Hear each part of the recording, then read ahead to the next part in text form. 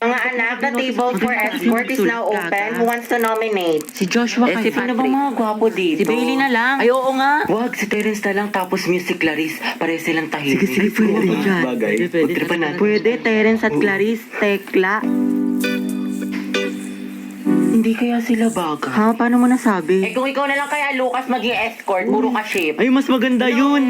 Uy, oo. Tara, ibutan na natin si Lucas. May respectfully nominate Lucas for escort. Mama, close the nomination. May second